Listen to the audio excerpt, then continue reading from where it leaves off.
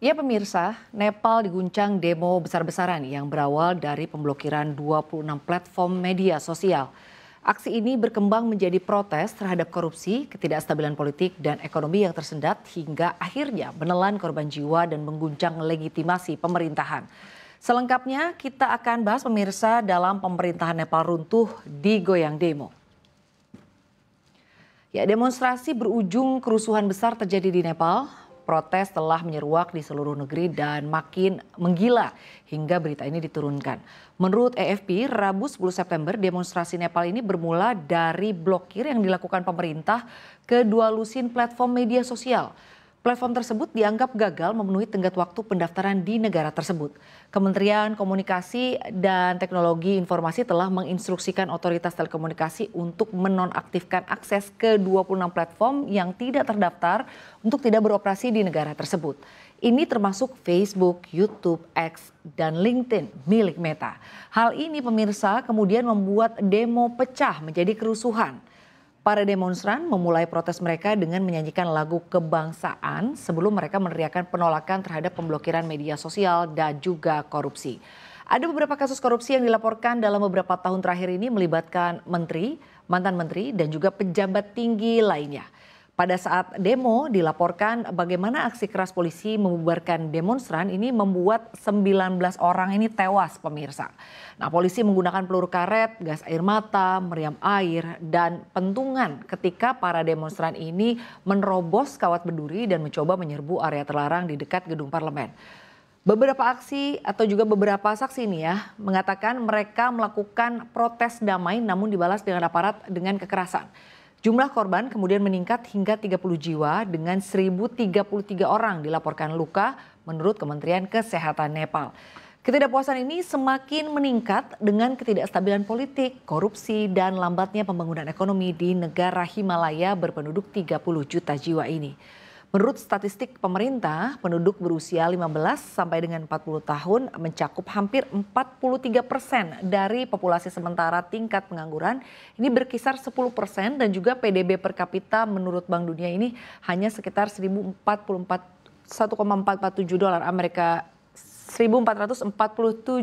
Amerika Serikat.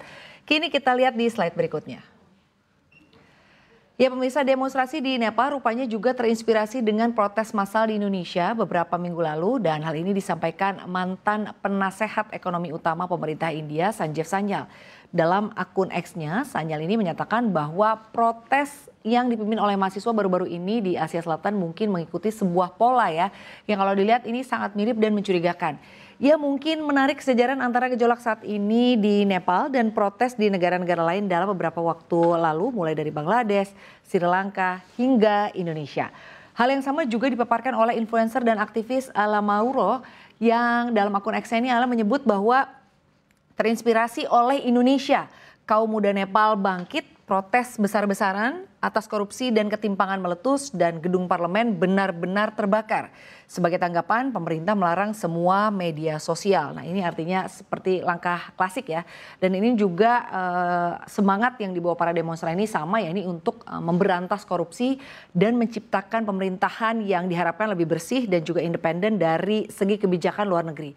Alia menulis bahwa inspirasi ini memang atau demo ini terinspirasi dari Indonesia, kaum muda Nepal ini bangkit dan protes ini memang cukup besar ya kalau kita lihat nih. Dan juga gedung parlemen yang ada di Nepal ini pemirsa benar-benar terbakar. Nah sebagai tanggapan pemerintah juga melarang semua media sosial ini juga mungkin semakin memancing ya amarah begitu dari masyarakat atau warga Nepal utamanya mungkin Gen Z yang berdemo di sana ya. Lalu bagaimana sebenarnya kondisi perekonomian di Nepal hingga membuat rakyatnya murka? Kita cek di slide berikutnya. Ya kemarahan anak muda di Nepal ini semakin mengerikan di mana unjuk rasa yang dipicu larangan penggunaan media sosial ini berujung ricuh hingga menelan korban jiwa. Aksi ini juga menggambarkan kekecewaan masyarakat Nepal terhadap kondisi perekonomian yang tersendat, pengangguran di mana-mana, korupsi merajalela hingga ketidakstabilan politik. Terlepas dari hal tersebut, mengutip data Bank Dunia, Nepal saat ini tercatat sebagai negara dengan pendapatan menengah ke bawah atau negara lower middle income. Nah, pendapatan per kapita negara tersebut berada di level 1.447,3 di tahun 2024. Dengan jumlah tersebut, Nepal telah melepas status sebagai salah satu dari 10 negara termiskin di dunia berdasarkan klasifikasi dari World Population Review. Dalam klasifikasi Bank Dunia, negara berpendapatan menengah ke bawah memiliki pendapatan per kapita, yakni berada di rentang 1.136 hingga 4.495 dolar Amerika Serikat. Nah pemirsa, kalau dari sisi ekonomi, Bank Dunia ini mencatat pertumbuhan ekonomi Nepal ini mengalami percepatan pada paruh pertama tahun fiskal 2025. PDB real ini tumbuh sebesar 4,9% ya pemirsa ya. Dan lalu kalau kita lihat juga ini adalah pada paruh pertama di tahun fiskal 2024 ya, tumbuhnya sekitar segini angkanya. Nah, pertumbuhan ini didorong terutama oleh sektor pertanian dan industri, meskipun terjadi perlambatan di sektor jasa, tapi Nepal juga mencatatkan inflasinya boleh dikatakan cukup rendah ya, berada di 5% dengan kondisi ekonomi yang ada. Ini turun dibandingkan periode yang sama di tahun lalu, ya ini berada di kisaran 6,5% inflasinya. Ya pemirsa, kalau dilihat ini perekonomian Nepal juga diproyeksikan akan tumbuh, ini berada di kisaran 4,5% pemirsa untuk di tahun fiskal 2025. Ini naik pemirsa dari 3,9%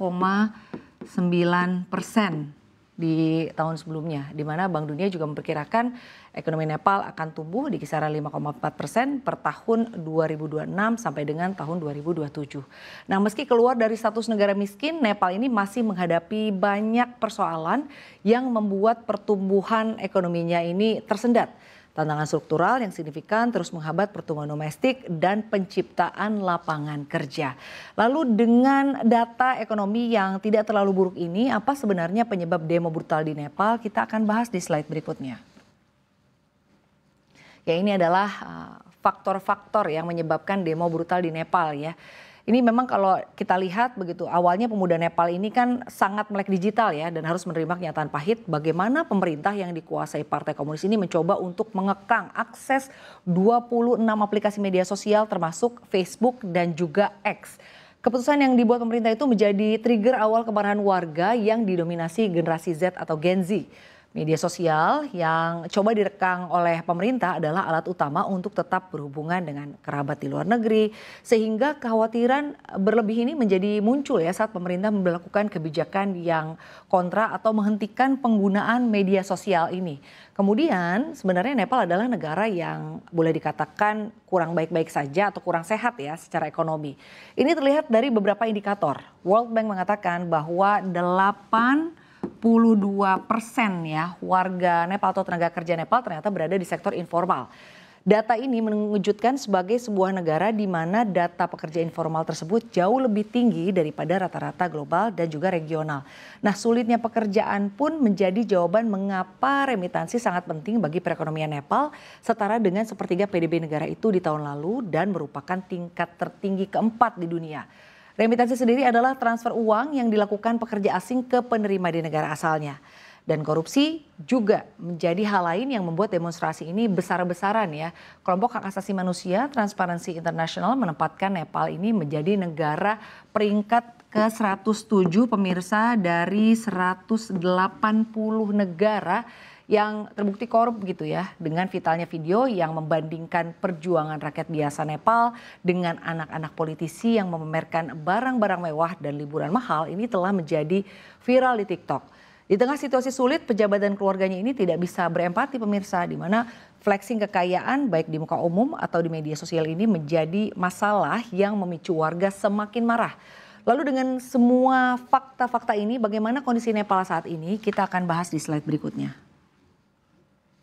Ya, Perdana Menteri Nepal Khadga Prasad Oli mengundurkan diri pada hari Selasa di bulan September 2025 ini, kemarin setelah gelombang protes anti pemerintah yang berujung pada kerusuhan di mana menyeret negeri di Himalaya itu dalam gejolak politik baru. Pengunduran diri ini diumumkan setelah para demonstran membakar rumah pejabat tinggi Nepal termasuk kediaman pribadi Presiden Podel dan Menteri Dalam Negeri Ramesh Lekhak. Para pakar hukum tata negara memperingatkan Nepal ini beresiko menghadapi kekacauan politik yang berkepanjangan kecuali segera dibentuk pemerintahan persatuan nasional. C.D. Bata, ilmuwan politik sekaligus manajer program senior di Friedrich Ebert Foundation Nepal mengatakan kredibilitas seluruh kekuatan politik kini menjadi tidak relevan. Semua pihak kini mencoba memanfaatkan situasi untuk memimpin pemerintahan dan menurutnya situasi ini harus segera ditangani oleh presiden dengan dukungan militer. Batam menegaskan satu-satunya opsi adalah membentuk pemerintahan sipil hingga terpilih pemerintahan baru dengan dukungan penuh tentara Nepal yang masih menjadi satu-satunya kekuatan sah di negara itu. Dukungan militer Nepal dinilai dapat menjadi satu-satunya kekuatan yang mampu menjaga ketertiban. Ya pemirsa, tragedi politik yang terjadi di Nepal bukan hanya mencerminkan rapuhnya fondasi demokrasi di negara tersebut, tetapi juga menjadi alarm bagi banyak negara berkembang yang tengah berjuang menghadapi tekanan serupa.